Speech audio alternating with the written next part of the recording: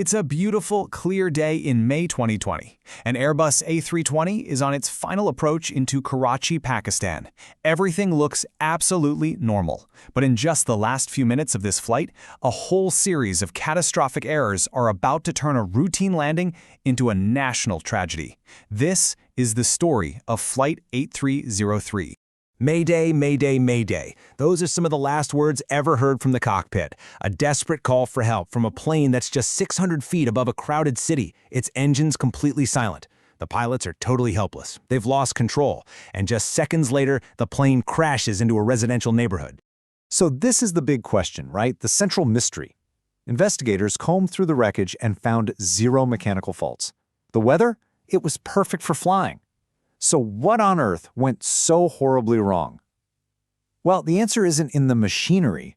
It's in a cascade of human errors, overconfidence, and just so many ignored warnings. To really get what happened here, we have to go back to the beginning of the flight. It started out just like thousands of others, a short domestic trip, but happening during a pretty unique and stressful time for everyone around the world. Okay, let's just lay out the basics. We're talking about May 22nd, 2020. PIA Flight 8303, a routine domestic flight from Lahore to Karachi. There were 99 people on board, and a lot of them were heading home to celebrate the Eid holidays with their families. And up in the cockpit, you have a very experienced crew. The captain, Sajjad Gul, had over 18,000 hours of flight time. That's a ton of experience. His first officer was also a seasoned pilot. But, there were some unique pressures on this flight. It was the holy month of Ramadan, which means the crew was likely fasting, and the whole world was in the middle of the COVID-19 pandemic, which just added another layer of stress to the entire operation. And I really have to stress this point. The Airbus A320 was in perfect working order. No mechanical issues, nothing. This was not a story about equipment failure. The stage was set for a completely normal, uneventful flight. So let's get into where that chain of events really started. It began with a seemingly tiny decision to take a shortcut. A decision that would end up having massive, massive consequences. So check this out. The plane was originally assigned the longer 2A route, and that's what was programmed into the plane's computer. But the pilots asked if they could take the shorter 1C route, and air traffic control said yes. Here's the critical mistake, though. They never updated the flight computer. They never told the plane about this new, shorter path. And that one little mistake had an immediate effect. Because the computers still thought they were flying the longer route, it was descending way too slowly. By the time they reached a key navigational point called Machli, they were supposed to be at 7,000 feet. Instead, they were at 10,000. They were already 3,000 feet too high. For anyone who doesn't know, the FMC is basically the brain of a modern airplane. It automates the flight path. And by not telling the computer about their shortcut, the pilots created this huge disconnect between where the plane thought it was going and where it was actually going. So this initial mistake now starts to snowball. The pilots are basically playing catch-up, trying to lose all this extra altitude and speed way too late in the approach, and that led to a dangerously unstable situation. Air traffic control could see this whole problem unfolding on their radar screens.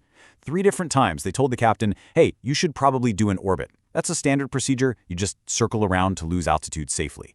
And 3 separate times the captain just confidently refused. He insisted, we'll manage. And this quote, which was captured by the cockpit voice recorder, gives us this chilling look into the captain's mindset. He was just so overconfident, absolutely determined to land that plane despite the unstable approach. It was almost like he wanted to prove the controllers wrong.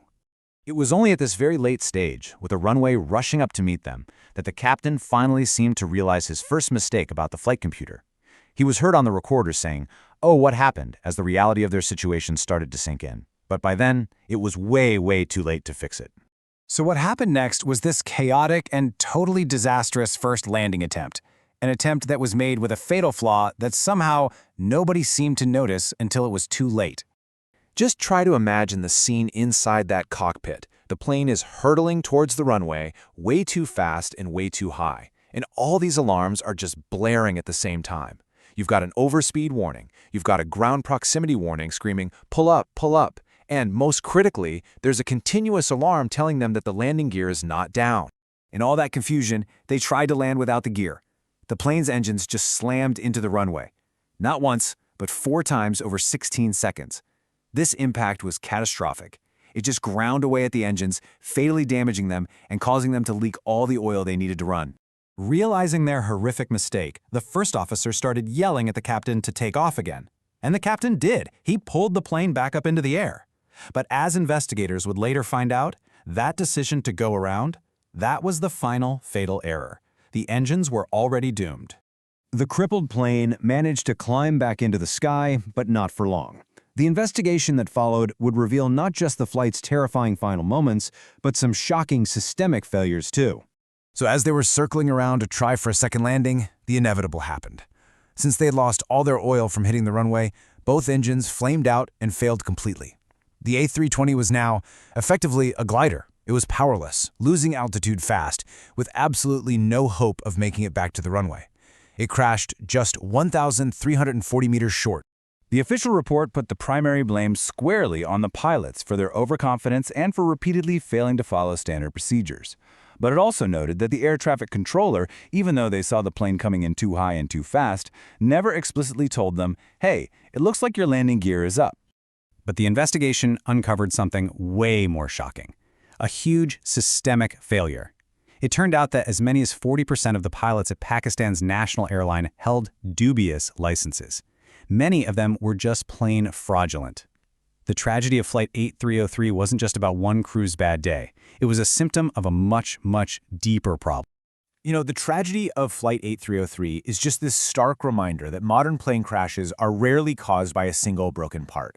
More often than not, they're the result of a chain of human events: distraction, overconfidence, bad communication, and a failure to follow the rules, all coming together in a perfect storm at exactly the wrong moment.